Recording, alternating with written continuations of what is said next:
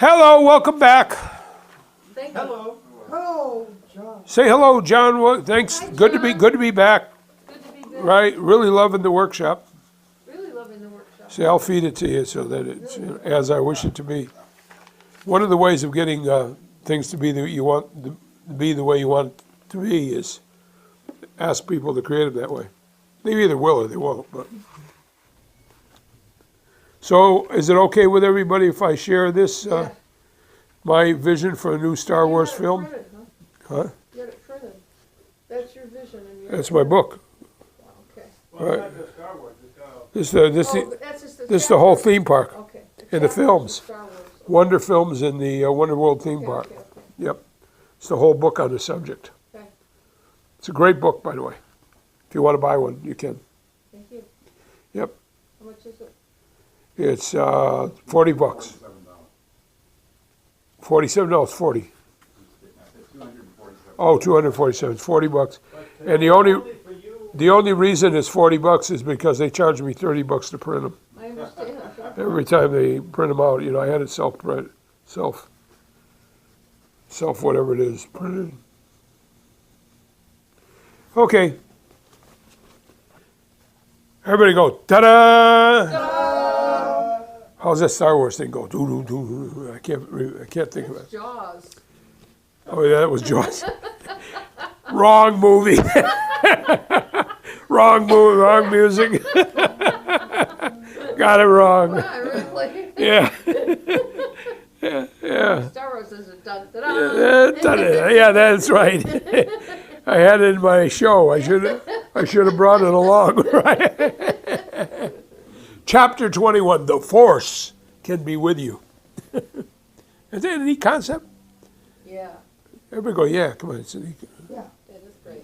And it has a quote from Yoda, "Luminous beings are we, not this crude matter." Nice quote. Yeah.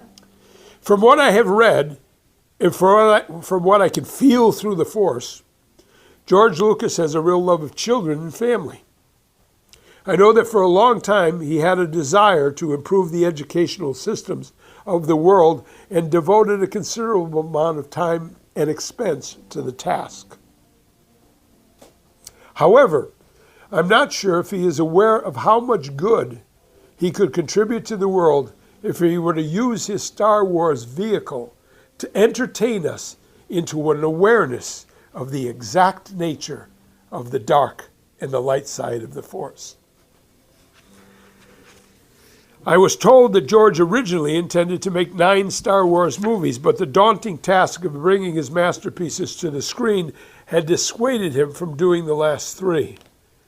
I am not sure if this is true, but as a devoted fan, I would be thrilled to see his vision of Yoda reach a new dimension.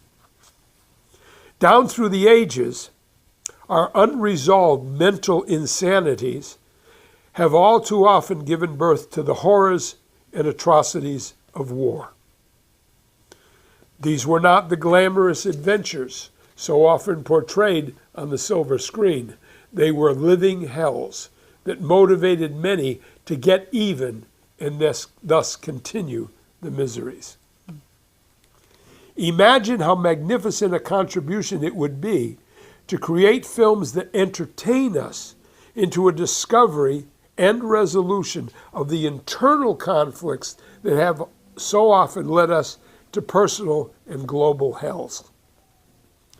Imagine how cool it would be if George Lucas decided to do a final Star Wars trilogy, a trilogy in which the good guys and the bad guys discovered that the unwanted realities we encounter stem directly from internal realities that we have unwittingly programmed into our subconscious.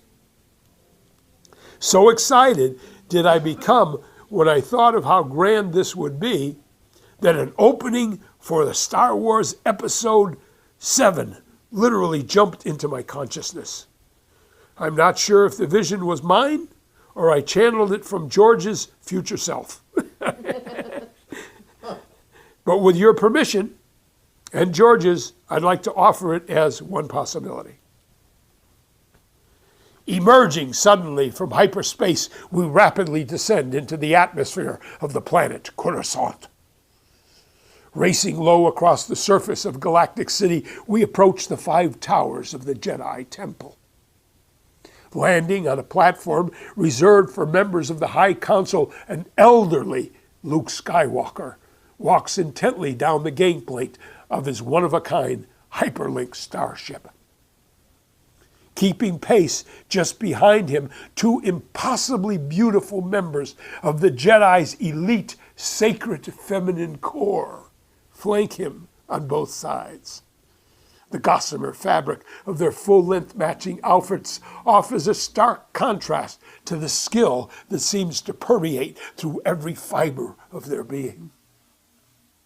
Cutting to the interior of the Jedi Temple, we slowly circle the ghostly images of Master Yoda, Obi-Wan, and Anakin Skywalker as they address all but the current High Council members, all but one of the current. Anakin Skywalker. Anakin Skywalker was Darth Vader, Oh, okay. who was saved by his son. Yeah. And now they're dead, quote unquote, their spirits, right? Yoda, Obi-Wan, and Anakin. So they're there, and all of the council members are there with the exception of one. Got it? Yeah. Got the image? We're in the Jedi Temple Who's the one that is Council. Huh? You said with the exception of one. Oh, we don't know yet, Oh, okay. right? All right. Okay. Master Yoda, be reasonable, one of the council members explains. The conflict has escalated through half of the galaxy. In your mind, the conflict exists, Yoda replies as he uses his cane to knock on the head of the offending Jedi. Exist, it cannot, if it does not exist first in here. For 100 years have I told you this, and still you hear nothing of what I say. Master Yoda, another member replies, that's all well and good in theory, but this conflict is real, very real.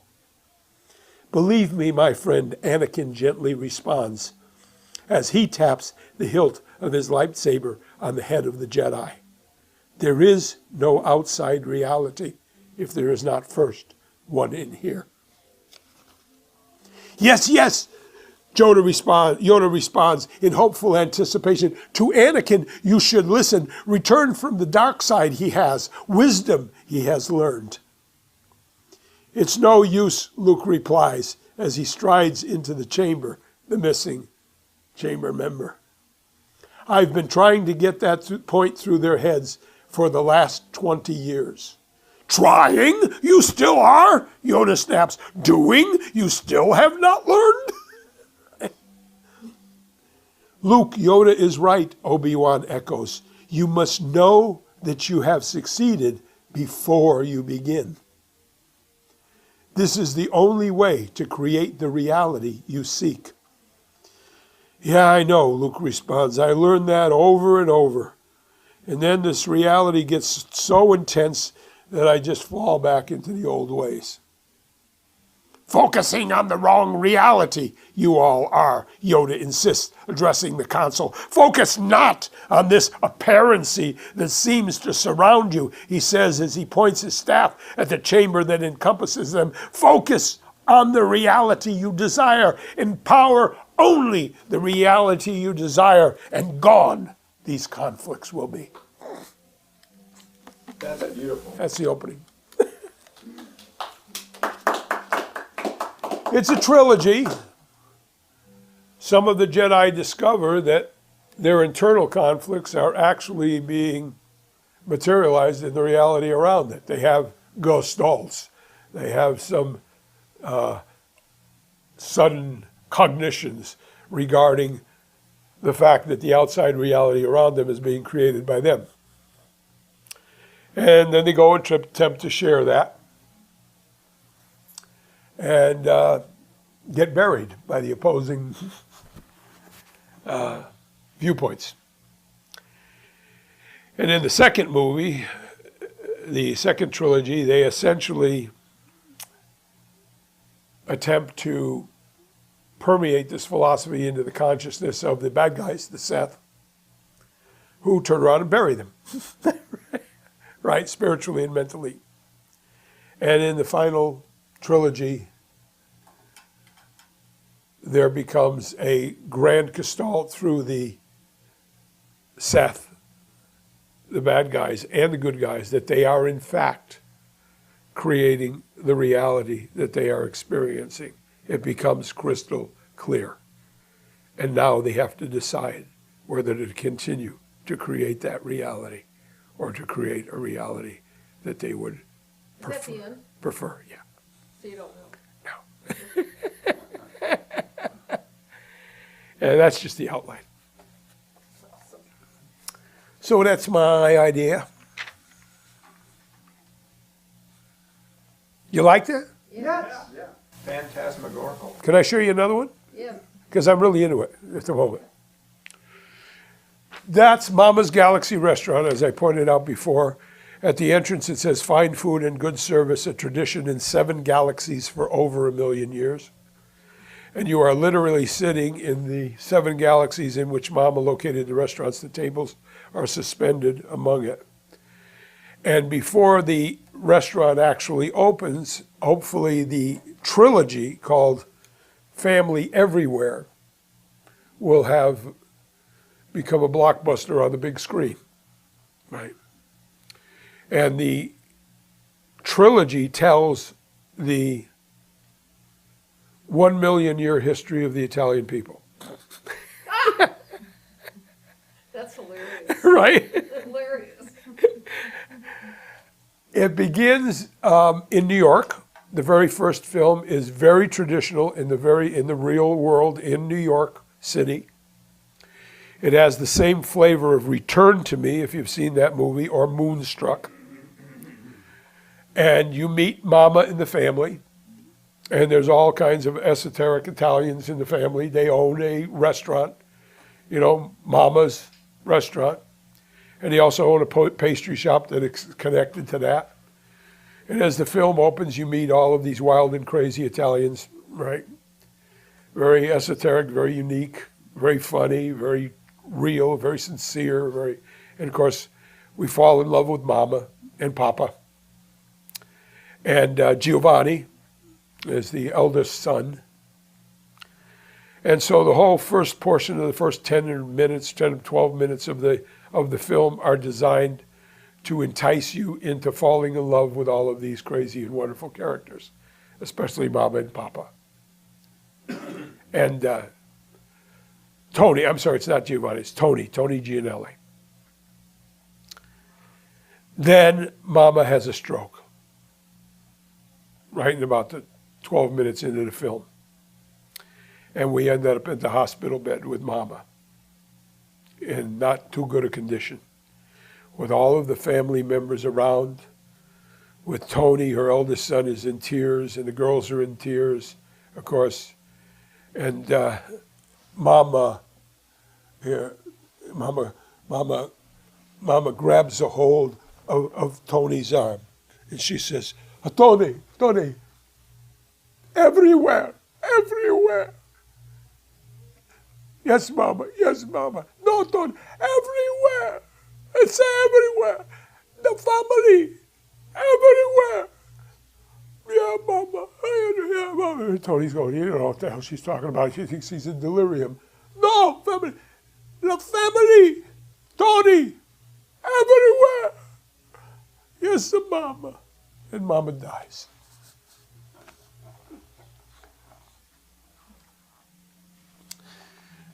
The next scene you see in the restaurant, all the same people, everybody's in, grief, apathy. They're all down. They're down and out. A couple of the characters are making stupid jokes, and they get mad at them, and, but they're talking about Mama, and and the great times they had, and you're in the restaurant. That's the next scene in the film. Then Tony goes to sleep that night. Everybody goes home. Tony goes to sleep. He has this dream. He's walking into the kitchen, and Mama's making a dessert. right? It's a dessert my mama used to make called icebox cake. It's got a layer of honey graham crackers and then a layer of vanilla pudding and then another layer of graham crackers and a layer of chocolate pudding and then another layer of graham crackers and a final layer of butterscotch pudding, you know, all made with love and joy. I've never taken a bite and stick it in somebody's mouth that they'd go, whoa, you know. Right? Well, Tony's making this dessert. Yeah, excuse me. He says, as Mama, he's in the dream, Mama's making the dessert. He wakes up from the dream, he goes into the kitchen, he makes the dessert in the wee hours of the morning. His brother comes in about 7 o'clock in the morning, you know, to open the restaurant. He says, what are you doing here? He says, here, taste this. He sticks it in his mouth. And his brother goes, oh, Maron, what's that? That's incredible. Where'd you get that? From Mama. What do you mean from Mama? Mama. Mama made it. What do you mean Mama made it? Right? Everybody loves the icebox cake. It goes in the restaurant. It goes in the pastry store. It goes all over New York. Everybody wants it. The restaurants, now the pastry shop is delivering it to restaurants all around New York and in New Jersey. It keeps expanding, right? Whoa, great success. Mama's icebox cake. Tony has another dream, right? This dream, he's flying through the air toward a planet. Goes down in the atmosphere of the planet and he approaches this incredible restaurant, right? 3-tiered restaurant, not like the Victorian one. It's like saucers piled on top of each other. And he goes down and he doesn't, you know, it's just part of the dream. And he walks into the restaurant and he sees the sign, Mama's Italian Galaxy Restaurant. Whoa. He walks in and on the wall is this huge backlit depiction of the 7 galaxies in which the restaurants have been, you know, created. And he walks to the floor and he sees all the people suspended among the galaxies, and then he wakes up. And he starts putting pictures of galaxies and nebula in the Italian restaurant. And he goes, what are you crazy? This Italian restaurant, what are you doing? Pictures of stars and nebulas and, you know, enough already, right? But they tolerate him, right? The rest of the family. Especially his sister, she loves him. Yeah, they all love him, but they got the Italian thing going, you know. So in comes corporate America. This icebox cake is taken off all over the place, right? And they want to franchise it all over the world. And they come into Tony, they're going to make a deal with Tony.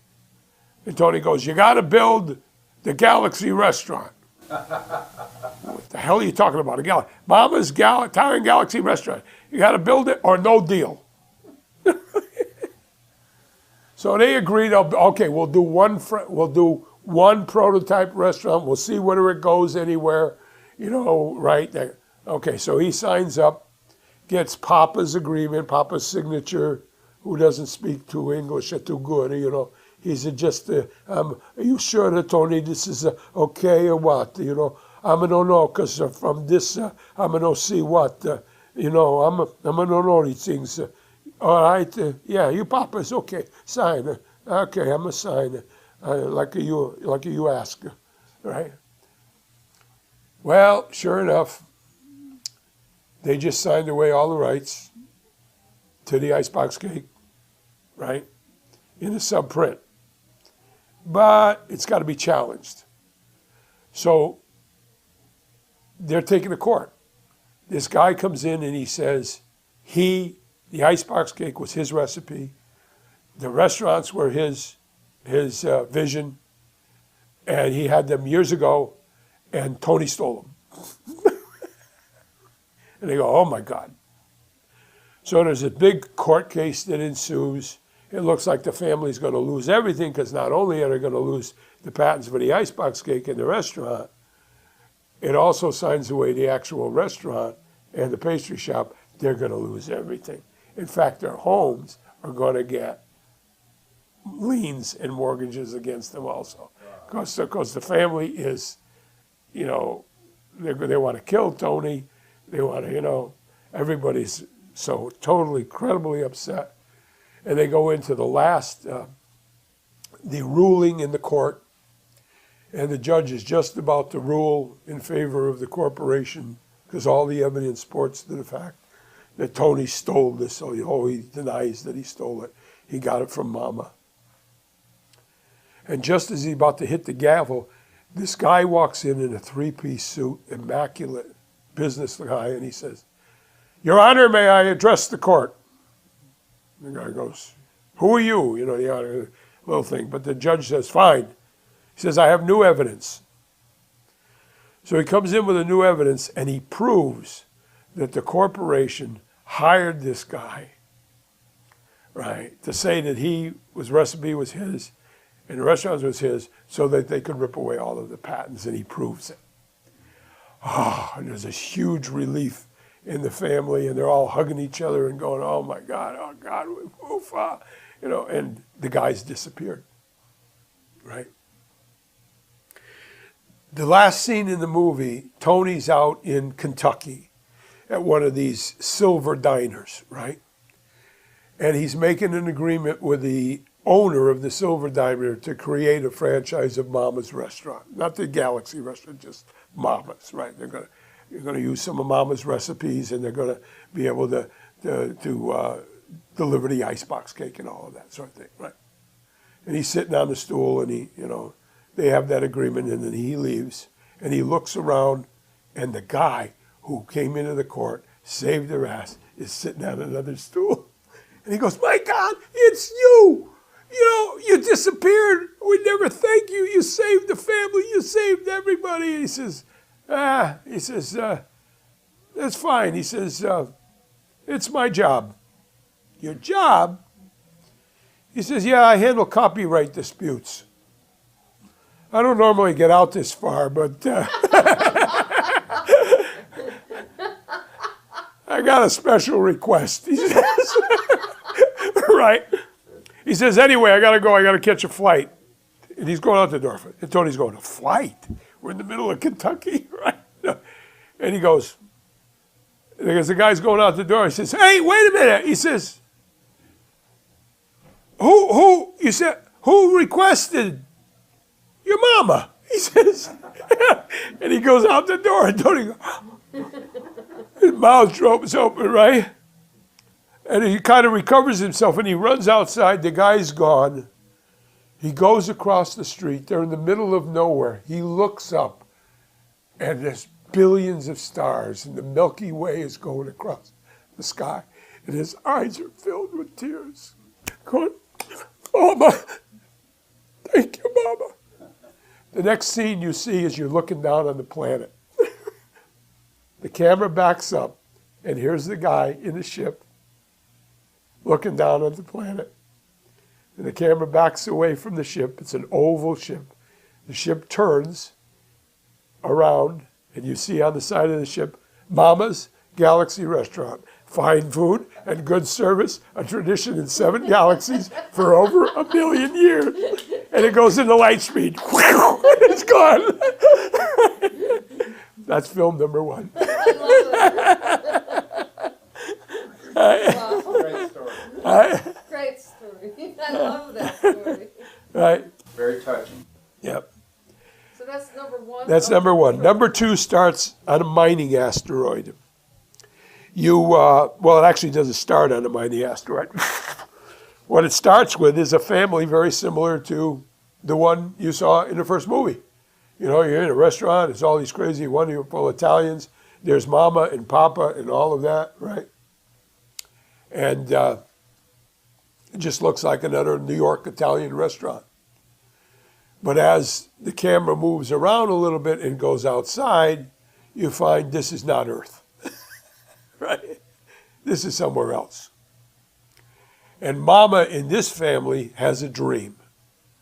She's got 2 boys and 3 girls and Papa. And she has a dream for them to have their own home. And they live in a slum. Well, not so much of a slum, but like tenant house, like in New York. And that's the big family dream, to get a house. So Tony comes home one day with an ad. Tony's in it again? Huh?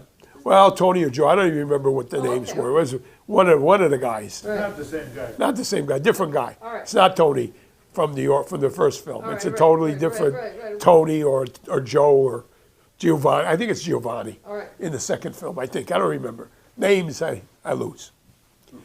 But anyway, he comes home with this ad, like somebody on Earth would get from a Alaskan pipeline, come and work. But it's come and work on the asteroid for this incredible amount of money. Very, very dangerous job, 2-year contract, right? Lots of money. He goes to his brother and he says, look, we go here, we do this 2-year contract, we make enough money, we can get Mama's home. We can fulfill Mama's dream. I go, yeah. And then they present it to Mama, and Mama looks at Papa, and he said, we're going to go, Mama, we're going to get the money for your house. She goes, no. You go, we all go, and nobody goes.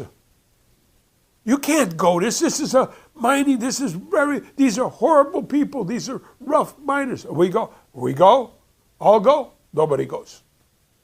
So they all end up on the mining asteroid. With a whole bunch of incredible wild characters, crazy Hammer Joe, all of these wild and crazy characters. And they're rough, and they're tough, and they're nasty. And Mama goes in the kitchen, and she starts cooking for the miners. And, of course, they all fall in love with Mama. And they're all protecting the 2 girls. And it grows. They fall in love with Mama, and they make her own building and her own restaurant. And they're flying in from different places, and they're bringing her statues from different parts of the galaxy. And because Mama loves statues and arts. And they keep making this restaurant. And there's, of course, all kinds of things that go wrong and danger stuff and all of that drama in the movie. But the bottom line is they fall in love with Mama. And the boys earn enough money for Mama's dream home. And one of her elder girls marries Crazy Hammer Joe. right.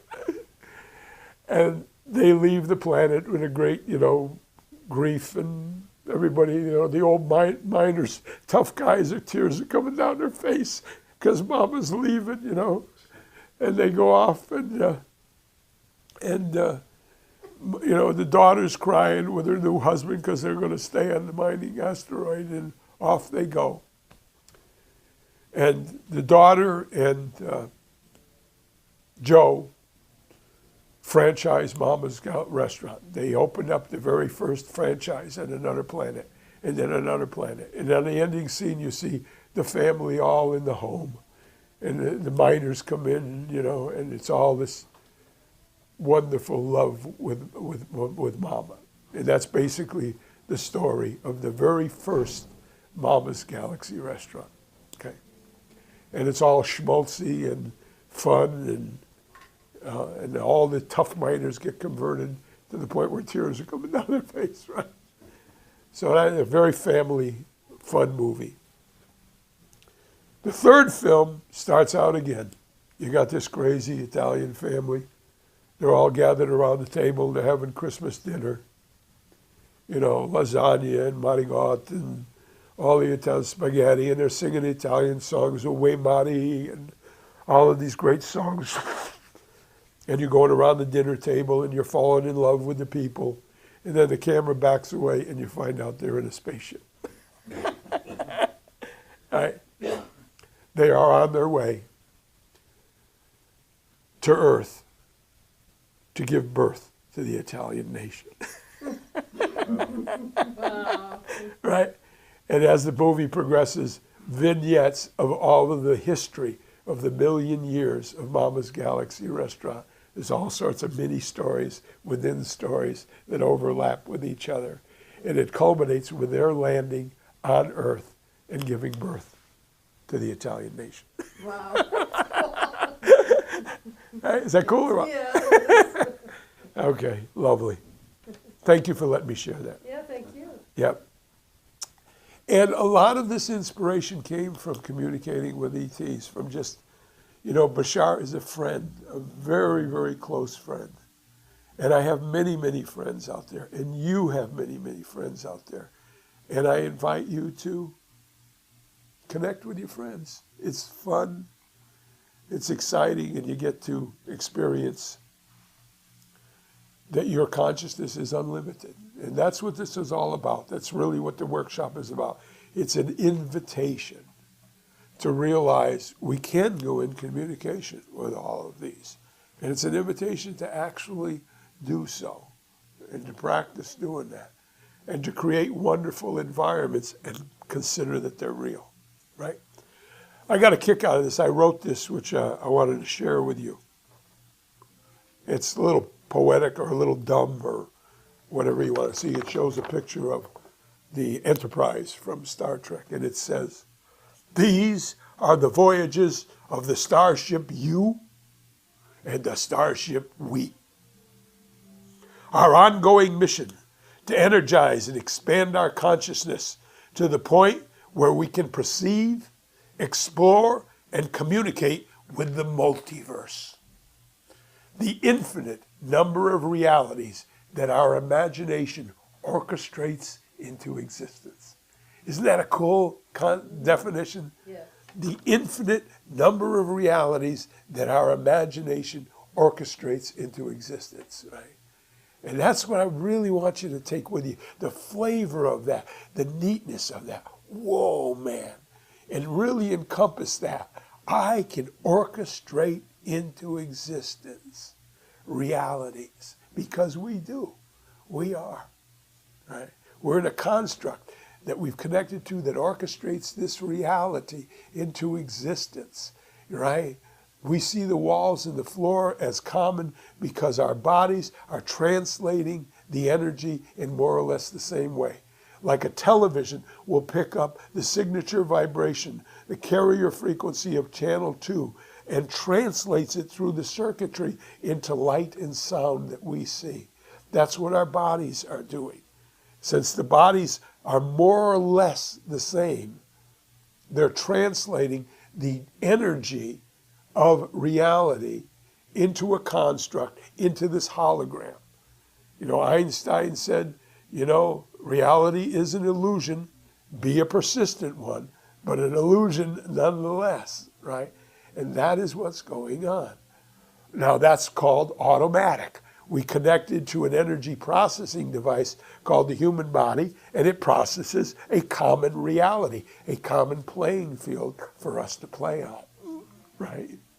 But we have the power to create these realities and to take ownership for the fact that we are connecting to a body that does this. And I really invite you to have the fun. There's nothing more than, you know, take an exercise. Let's do it right now. Spot somebody on another planet who loves you. Okay?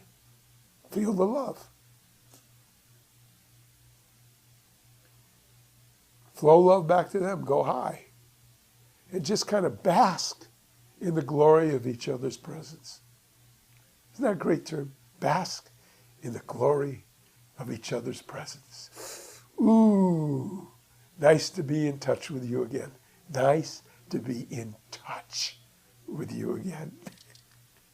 Hey, now spot a friend, a good friend that you lived many lifetimes with and had a ball with. Spot a friend.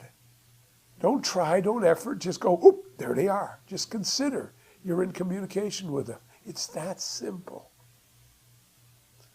Feel the friendship. Yours for them, theirs for you.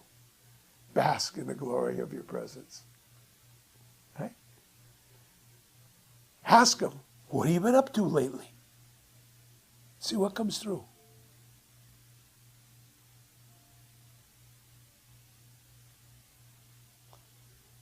Okay? Now whatever you got, go, Yahoo! I got what I got. I didn't get what I didn't get, right? Okay? All right, now feel that friend again. Just for a moment, feel the love. Okay, all right. Now, spot a friend of yours who loves you, who lives on another world, who's got a really cool spaceship that they own, that can travel in time and space.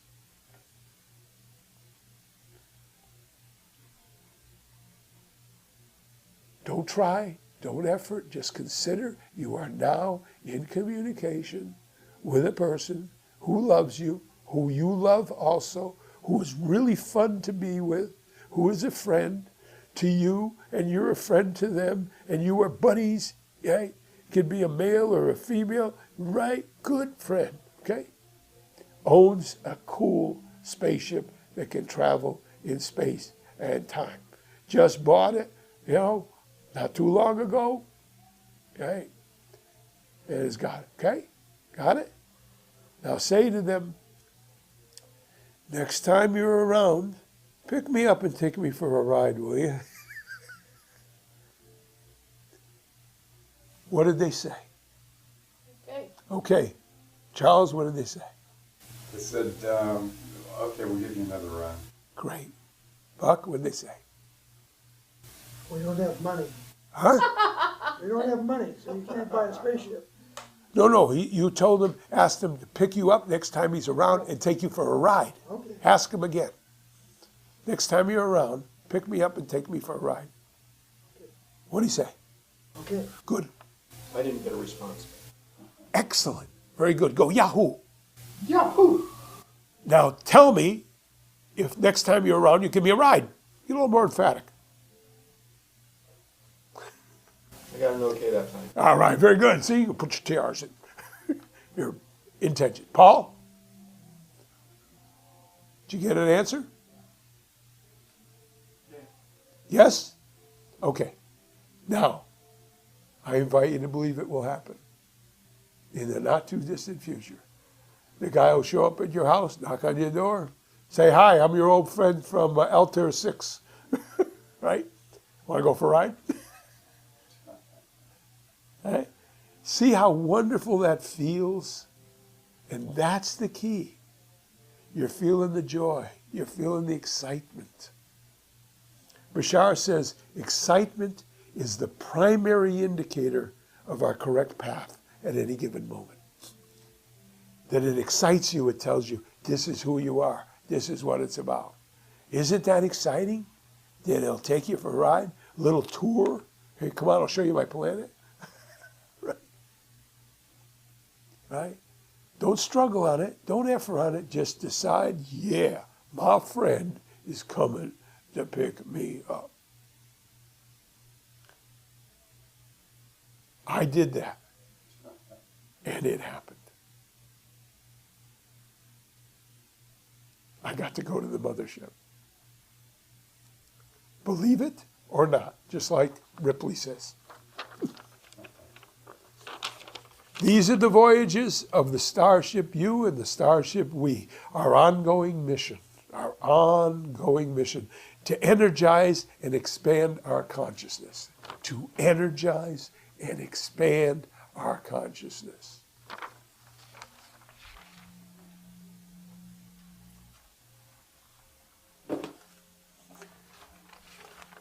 Our sun, our star, spectral type G0. Mercury, Venus, Earth, third rock from the sun. Mars, a belt of asteroids that used to be a planet that the Martian elders destroyed. History. Mercury, Venus, Earth, Mars, right? Asteroid belt, Jupiter, Saturn, Uranus or Uranus. When I was an astronomer, they would say, you want to see Uranus? And they would have you bend over. It's a very bad joke. There's Uranus. But it was funny. Mercury, Venus, Earth, Mars, Jupiter, Saturn, Uranus, Neptune, and little Pluto, which you can have as a planet or not, as you choose. Okay? Everybody got that? Close your eyes. Expand your space, expand your consciousness, and have the sun in your space. Now expand it more and have the planets in your space. Mercury, Venus, Earth, Mars, Jupiter, Saturn, Uranus, Neptune, and Pluto, and all the space in between.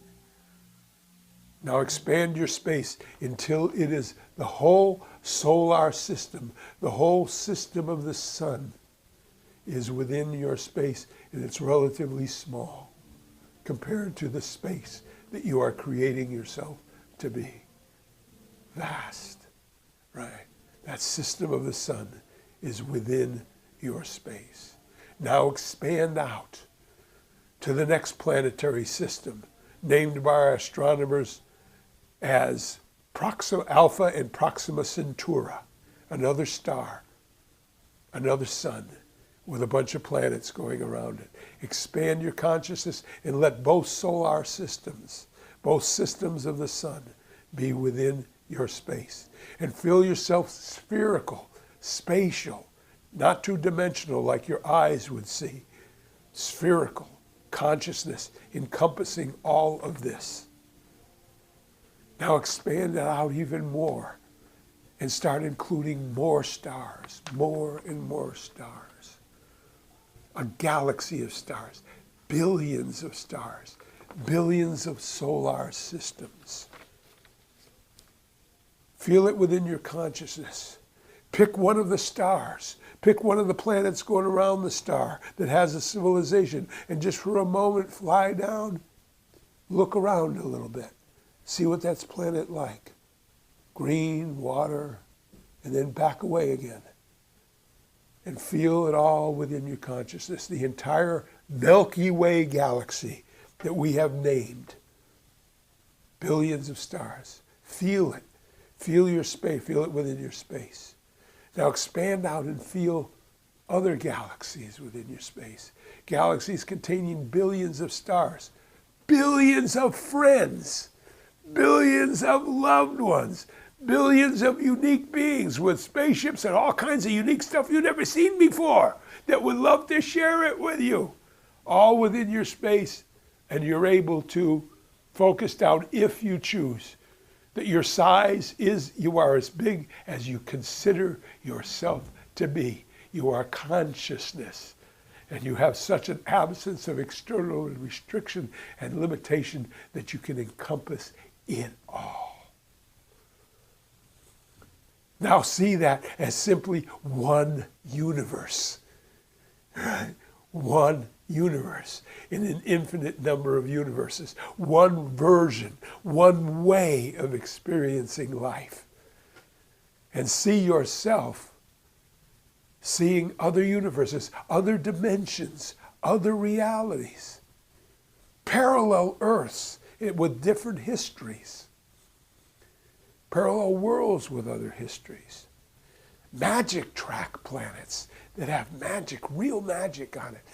Places you can fly a carpet, where someone will take you for a ride on their carpet, right? Where you have loved ones, soulmates unlimited, not one, many, where there is no end. Now go, yeah. Everybody go, yeah. Oh, yeah. All right, thank you. All right. And open your eyes if you choose to.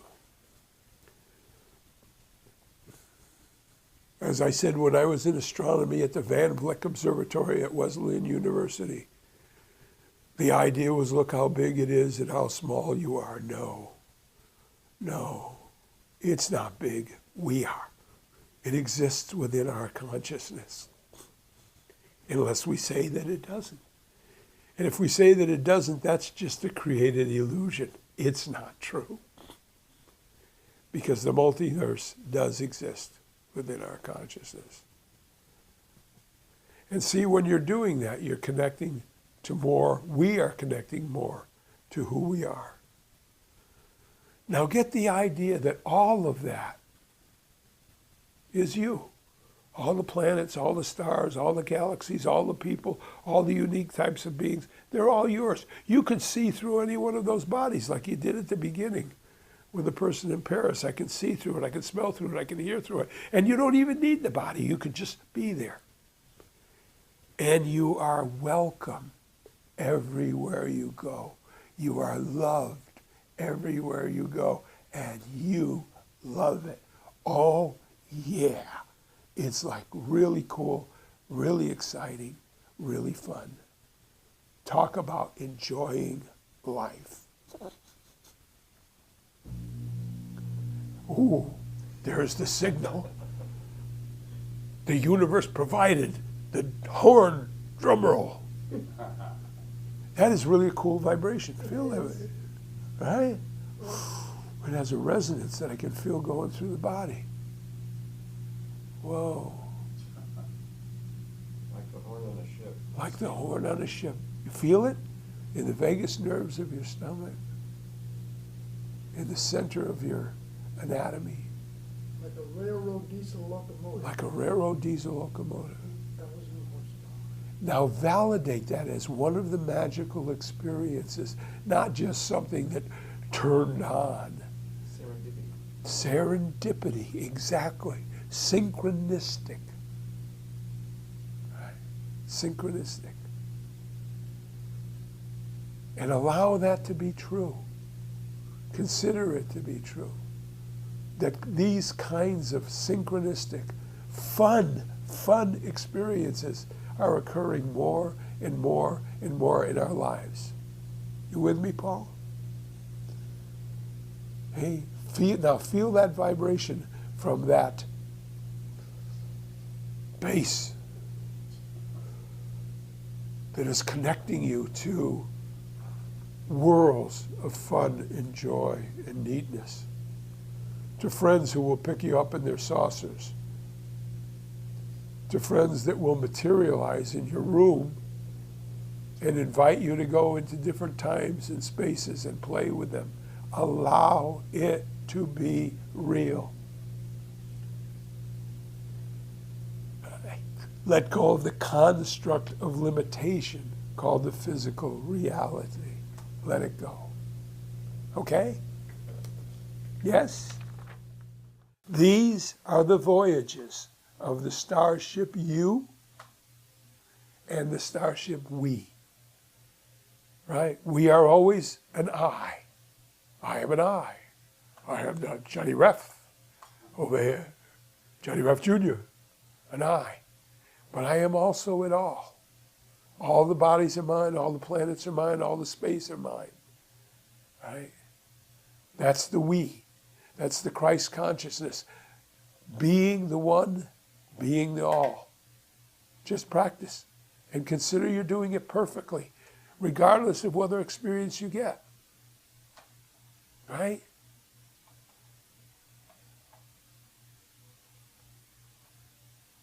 Tell me your name again. Lauren. Lauren. Lauren, I apologize for the great ability of being able to forget your name. I am amazed that I am able to do that. I would invite you to be amazed too. I hope you take no offense, do you? No. Thank you. How clever and brilliant of you to take no offense. I'm pleased that you forgot my name and therefore you put attention on me and asked me what it was. Wow, how clever of you. How brilliant of you to assign a meaning that you enjoy. Right. How amazing. Lauren had an experience, right, just a little while ago, of connecting to a friend who had a spaceship and asking him if he would come and pick him up, and he didn't get any answer. So I said, be more bold. Get your question answered. And he did. See? Now if you'd gone, oh, I didn't really get an answer. It's not working for me. I guess I'm not receiving the information. Pooh! It would all die. Hey, buddy, I asked you if you would take me for a ride in the ship. Answer the question, please. Right? And they do. They do. These are the voyages of the Starship You and the Starship We. Please track with me in this. Newly in a unit at a time. This is exciting. This is vibrant. This is true. These are the voyages of the Starship U and the Starship Me, our ongoing mission to energize and expand our consciousness to the point where we perceive, where we can perceive, we can explore, and we can communicate with the multiverse, the infinite number of realities that our imagination can and does orchestrate into existence. This is the truth, guys. Embrace it. To permeate. Everybody know what permeate means? Anybody in trouble? Permeate means that's what you were doing, where you feel your space just being, all of it being part of you. You're permeating into the environment. I was standing outside Caltech once, the California Institute of Technology that I love, outside the physics lab. And all of a sudden, I knew every experiment that was going on, every single person, every single intricate detail of what was occurring, and absolute certainty that I knew it. My consciousness had permeated into the consciousness of the lab, the consciousness of the equipment, and the consciousness of all of those doing the experiments, and I knew in detail what they were doing. My consciousness permeated into that physics lab. How did it happen? Why did it happen? I will tell you, I don't know. But it did happen. Possibly because I said magical things will happen in my life. It could have been as simple as that. Was it? I don't know. But I do know that it happened. And I'm telling you with sincerity and honesty, I experienced it. I experienced 360-degree visual. It was in St. Hill, England, Sussex, England, in 1967. I was coaching a person on what they were doing in addition to just being. What were they doing? I would spot what they were doing that was different from just being, and I would say, you're doing this. Funk, just be. And I would spot something else, and I would spot something else. And I got really like this, really aware. Because like, this was my job, to spot what this person was doing, in addition to just being there. And I just really focused on seeing that. And I really couldn't see things. The information started coming to me telepathically. Ooh, you're doing this. And the guy goes, how the shit did you know I was thinking that? Right, and that's what I was doing. And then all of a sudden,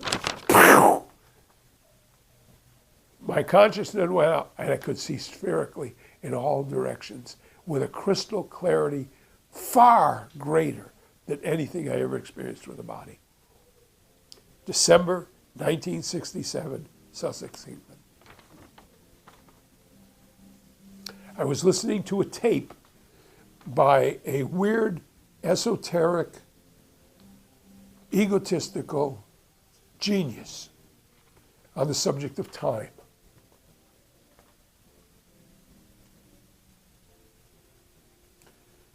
And in the tape, he defined time as a tolerance of incident.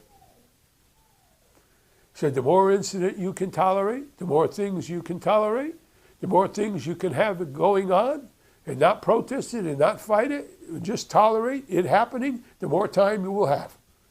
That's why you can give things to a busy man. Because he can tolerate a lot of things going on, he's got the time. You tell your kid who's sitting on the couch, take out the garbage. I don't have time. You got no time, can't tolerate things. It blew me away. I went, whoa. There was this girl who was receptionist at this college, St. Hill College. Barbara. Oh, God. I thought about Barbara, and life got better every time I thought about her. And I wanted to, there's a song, I Want to Make It With You. Oh, yeah, right? And that song was going through my head quite a bit. And a lunch bell rang, lunch period, and off I went out of there to go to lunch. We had 1 hour of lunch. I had an old English Ford, a stick shift that I bought. The nearest town was East Grinstead, about 5 miles away or so. I'm going out to walk out to lunch. I'm going to drive into East Grinstead, have lunch, come back.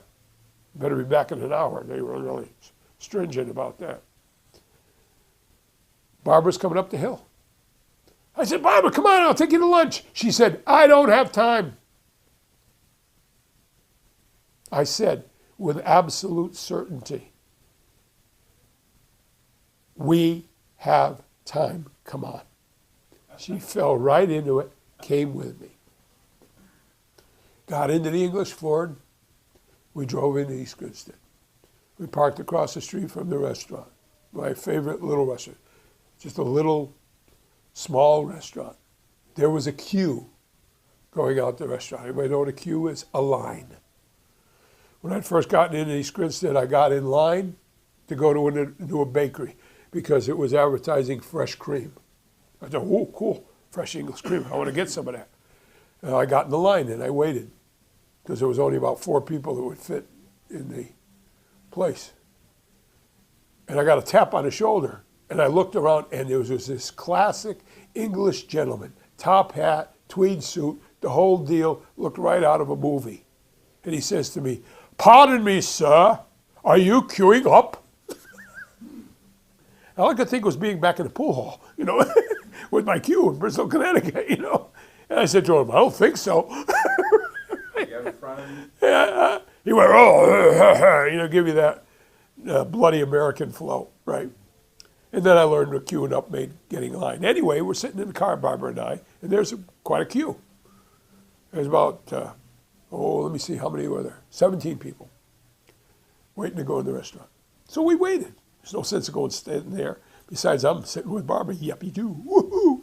And so we started discussing all sorts of things, having a great time, discussion stuff. And gradually the queue got less and less. And after there were about 3 people left in line in the queue, we went over and got in line.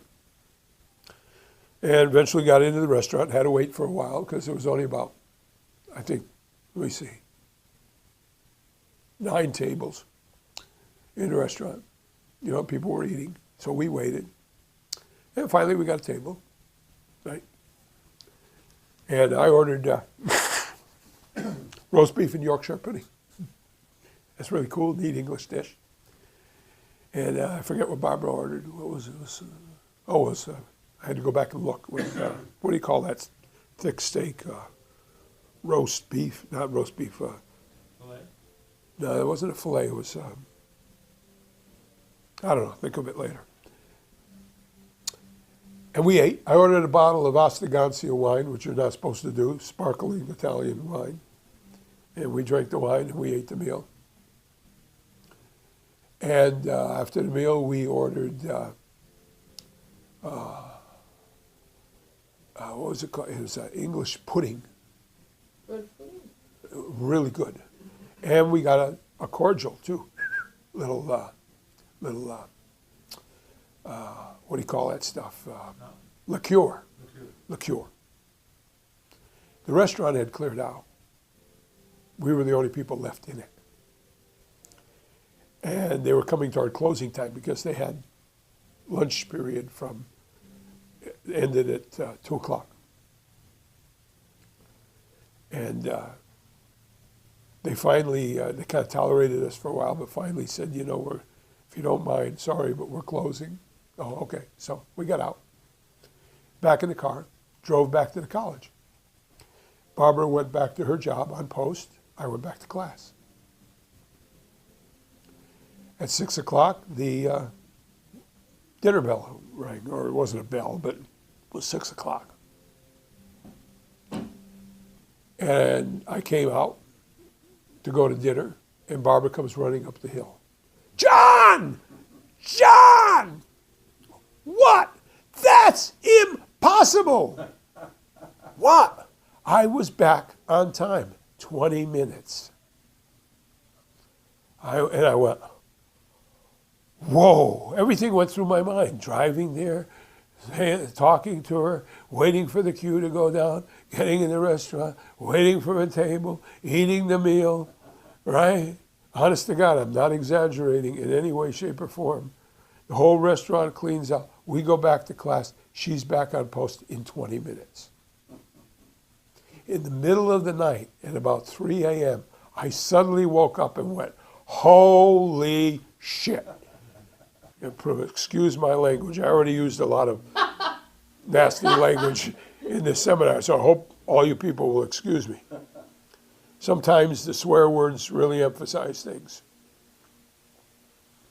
I suddenly realized I was back exactly on time. I walked in and the class started. I was gone 1 hour. And she was gone 20 minutes? She was gone 20 minutes. And it seemed like it was 6 hours. It seemed like it was 6 hours. Right. 1967, East Grinstead, Sussex, England. I heard another lecture. Thank you. Such an absence of external restriction and limitation that it depends only upon the inward determination of the subject whether or not it will act. We can communicate with all sorts of universes. We take the eternal now moment, we divide it into increments, and we stress ourselves against the increments. I only got an hour to get this done. I only got 20 minutes to get this done. Took the eternal now moment, divided it into increments. That's extremely creative, and then we stress ourselves against the incident, the increments that we created. I only got 24 hours. Amazingly created. You literally created a reality of limited time. Almost everybody on earth is doing it unknowingly. I can hear Bashar going, in fact, I actually can. He just came in going, you won't believe what these people have pulled off on the subject of time, right? Right? They actually believe they have limited time. You gotta be kidding, right?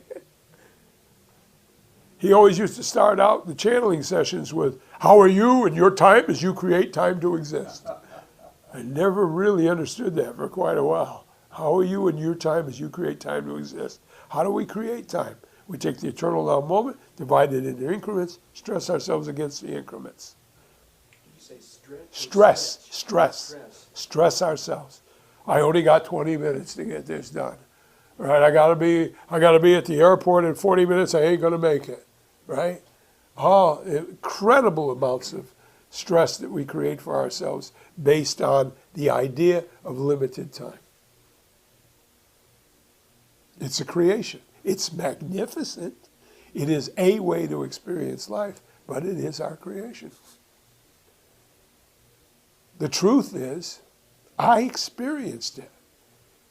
We can have as much incident as we want. I mean, Star Trek has stories about that, you know. Ooh, he went to this other reality and he came back and only 20 minutes had passed and he was gone for a lifetime. But we go, that's only fantasy. That's only a story somebody write.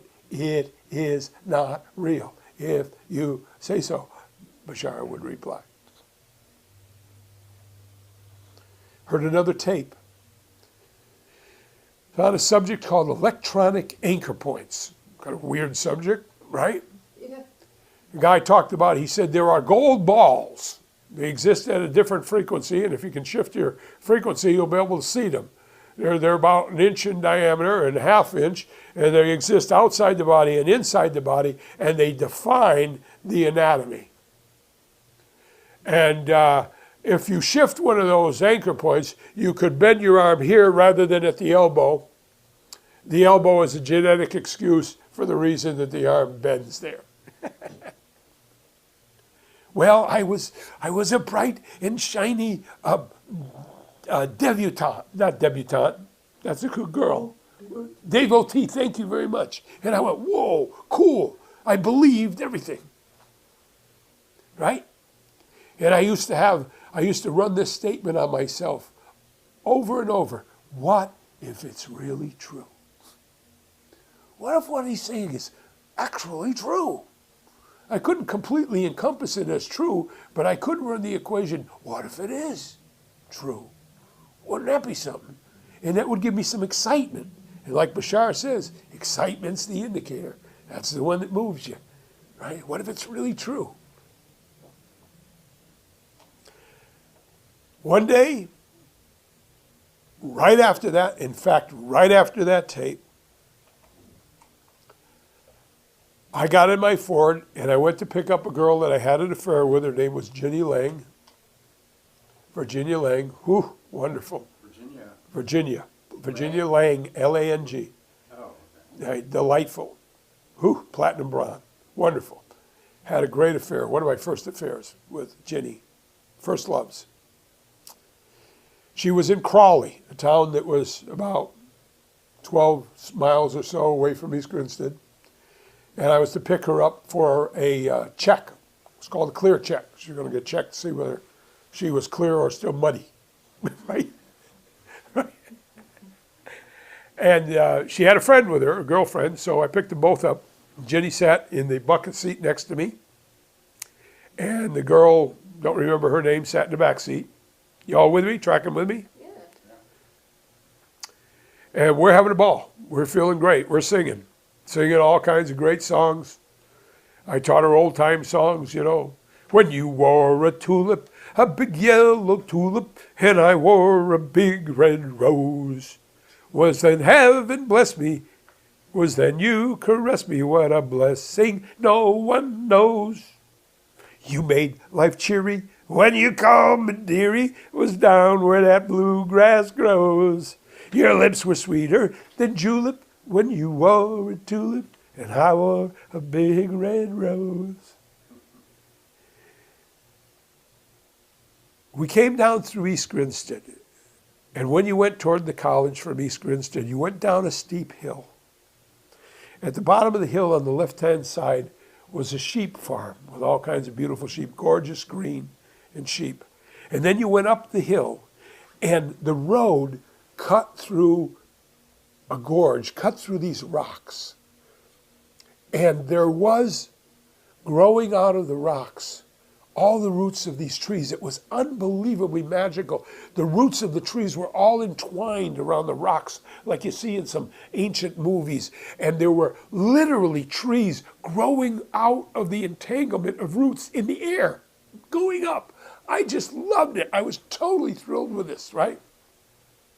I used to stop and just get out of the car and just relish in this amazing creation of nature.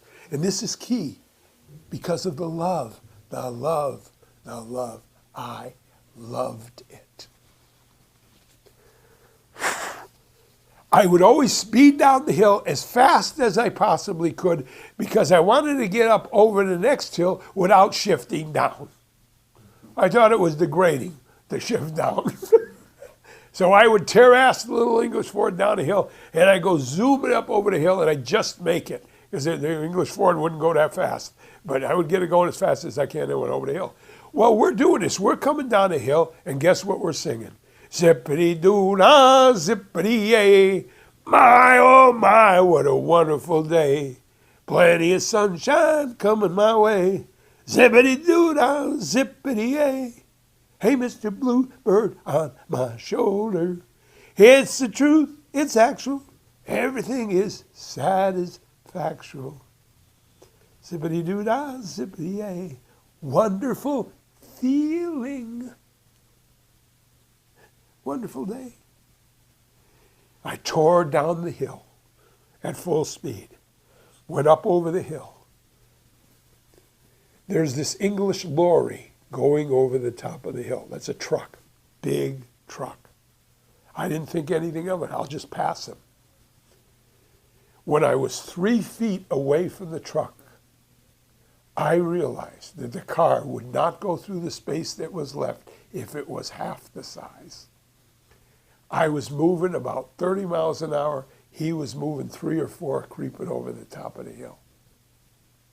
Instantaneously, 2 gold balls appeared in the air outside the car. I swear to God. Crystal clear. And I went, oh, the anchor points!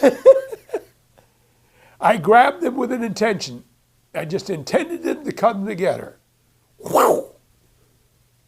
Ginny screamed. The car went, pow! She came over on my lap. Pow! Car went through his face. Pow! It expanded out and continued down the road. I swear to God. No exaggeration, no additives. How did she get off your lap? She went right back when the car expanded back. It decreased to half its width, went through the space and went, pow! And she was back in her seat, screaming. The gal in the back didn't know what the hell happened. I said, did you see that? The anchor points. She had no idea what the hell I was talking about. Right? And to this day, I don't even know if she, all of a sudden, she was just, wow, wow, and we were through. What was that like when you were going through? Wonderful. I mean, what did you feel? Was it? I felt, zippity-doo-dah, zippity-yay. My, oh my, what a wonderful day. There's plenty of sunshine coming my way. Zippity-doo-dah, zippity-yay. Hey, Mr. Bluebird on my shoulder. It's the truth. It's actual. Everything is satisfactual. I felt fabulous. I was keyed out. I was expanded. I was in the joy of life. I was in excitement. I was in a state of consciousness that was wonderful. I was with Ginny. I was with my English Ford. I was going down the hill. There was a sheep there. It was a beautiful day. Puffy white clouds, crystal blue sky, the kind of day I loved. Beautiful breeze, right? I'm feeling fabulous. I just heard about anchor points. I had the idea that it was possible to actually control physical reality by manipulating the anchor points. I believed it. What if it's really true? That's the consciousness I was in. And that's what happened. I was in excitement. I was feeling good. I was feeling joy. That's what I invite you to do. Not go to communicate with ETs and loved ones, in some kind of intellectual, mechanical fashion. You're connecting with love, excitement, joy, friends, loved ones, neat things to experience. That's what it's all about. Excitement, joy, love, non-judgment, unconditional love. Forgive everybody for everything that ever occurred, anywhere, at any time, definitely including yourself. Love everyone. Consider that you do. Act as if you do. Pretend that you do. Fake it till you make it. Whatever way, love. The motto in this center, I love. Forgive everything. Love only. Remember who you are. I invite you to come to one of the Sunday services. They're fun. They're like going to a Broadway play. And I'm going to... What time are they? Huh? What time are They are 10:30 in the morning on Sunday. 10 o'clock is meditation. You can meditate for a half an hour or just come to the service at 10:30. And there is that is my crescendo for the end of the workshop that is approaching. I thank you. I honor you for being here. I invite you to follow your joy, follow your excitement. Connect with your friends. They are there. From a third density viewpoint, they are out there. From a fourth density viewpoint, they are here with us. We are them, they are us. These are the voyages of the Starship You and the Starship We. Track with me, please. Get the joy and the essence of this. I want you to have everything that you want. I want you to feel fabulous because when you do, my life is going to get better. I want you wealthy because when you are, you'll invite me over to your incredible place, and I'll get to enjoy it. And you have friends out there immensely wealthy, right, who want to invite you. Let them. These are the voyages of the Starship You. Follow with me. This is the end. What the hell? Follow the end. Of the Starship You and the Starship Me, our ongoing mission. I love it. The Joy Spirits.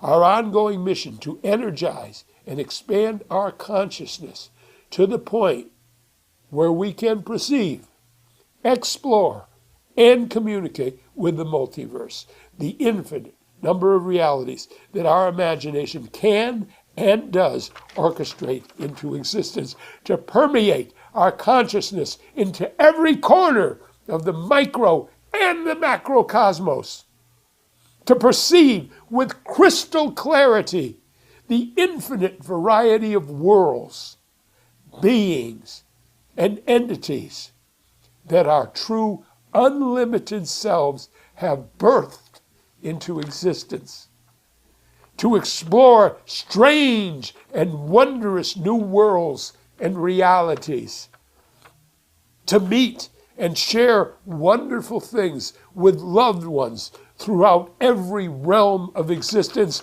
to boldly go where we have never gone before. Thank you very much.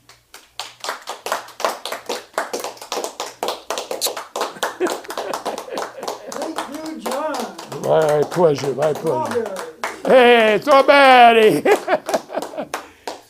All right, thank you very much. I appreciate you coming. Make it known. We're going to get this out to the world. Yeah.